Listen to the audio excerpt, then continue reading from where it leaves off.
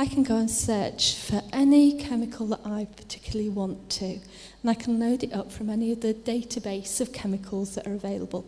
So, for example, if I wanted to search for aspirin,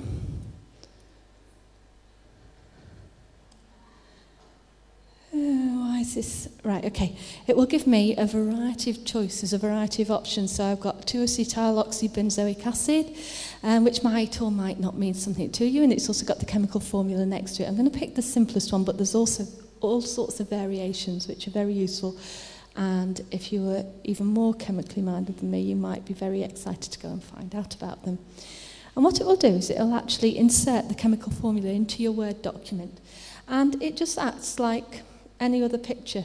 You can expand it, you can grab the handles, and you can work on it. But it will also keep that memory of that chemical symbol in your chemistry navigator over here. And what is more, you can decide how you want to view that in your document, and you can move it around to different places. So you can have your 2D representation, or you can have a look at the different options for the nomenclature. Right, so you could decide if you wanted a particular format for your nomenclature that you're using with your class. Perhaps you're trying to teach them UPAC nomenclature, or you might want the chemical symbol, right? And it will put that in automatically and it will change it. I'm going to go back to the 2D version, because actually what you can do here is you can edit your 2D version. If you click on the bond mode, you can hover over a bond.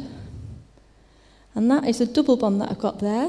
And if I change it to a single bond, that double bond to the oxygen, it's automatically put in a hydrogen to make up the extra bonds that it needs there. So if you're a chemistry teacher or a science teacher, that is really neat, isn't it?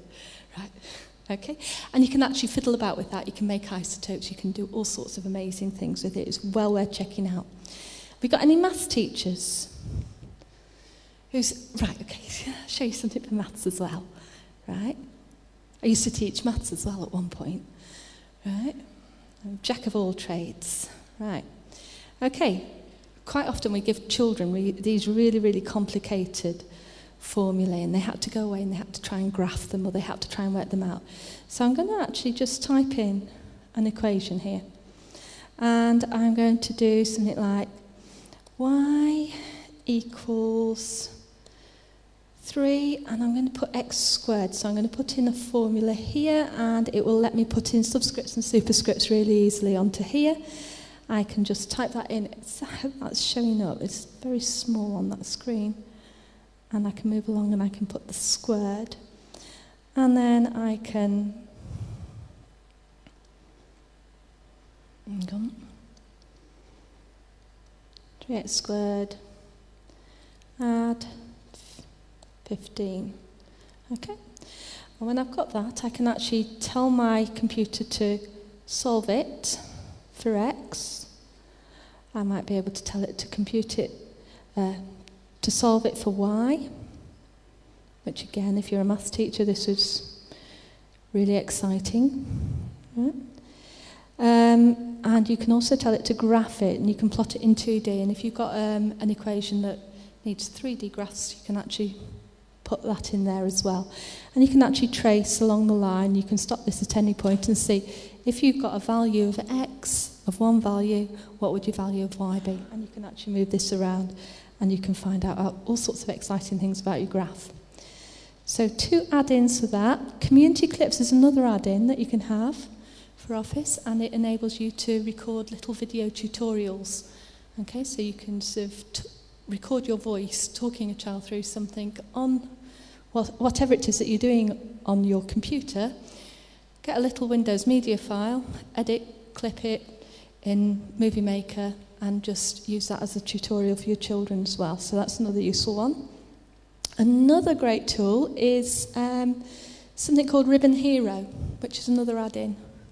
How long have I got left, Don? 2 minutes. Okay. Ribbon Hero is another add-in, and it's for Office 2007 and 2010, and it's like an automatic tutorial. It will take you through in a games way, so that you can learn all the different features of the Office tools. So it will take you to things like Excel, or there will be activities to do with OneNote, or there will be activities to do with Word, all sorts of different activities, and you can earn points for actually completing those as you're going along. So it will give you some instructions to do. If you manage to complete it, you can earn a certain number of points, and it's quite an engaging way for children to be able to learn how to use these tools. And actually I've seen quite a few adults using it as well, so that they can get up to speed with some of the new features too. I don't want to save that. Okay, I'm just going to get rid of that. One of my favourite tools is, if anybody knows me, they know that I'm very, very interested in how we use collaboration between classrooms, how we get children to engage with each other, and one of my favourite tools is OneNote. Who's using OneNote? Anybody use OneNote at all? Really powerful way of being able to organise your own notes if you're studying, if you're carrying on with your professional studies, if you're doing masters or whatever. Very useful way of doing that. We're actually using it for a collaboration project in South Cheshire with a cluster of primary schools, and we're using it in the Windows Live Office apps. Okay, so it's a slightly reduced version of this on this computer version, this computer-based version. There is an Office Web Apps version that's slightly lighter, and it will mean that people can edit in the browser and they can use it even if they're not actually got Office on their computers, so students could access it at home. And it means that I can access this document and I can edit it. The other partner teachers on this project can edit it as well. If I shared it with the children, they could edit it too. And it means that, for example, if I wanted to add extra information for my colleagues, I could put that up there and it will appear at the same time immediately on theirs, and it auto-saves, so you don't have to worry about saving issues. One of the great things about it is that you can actually use it to set up other pages. You can use it to do what we call wiki linking. So if I type in 2 square brackets, and I want another page, say I was getting my children to do some topic work, and one of the subjects is rainforest people, and I want the children to go away and do some research on rainforest homes. So I want all the research that's done on rainforest homes to be going in one particular place. And I'm just going to type in my title, and obviously if I was really spending a bit of time on this, I might put some pictures in there as well. And I can do double square brackets, and that will automatically set up a new page over here on my OneNote that I can use. And the tags are really neat for finding stuff. And I think I have overrun my 7 minutes, so I think I better shut up now. So a few things to explore, and I hope you go away and have a look at those and find out about them. I'll put all the links on the wiki as well.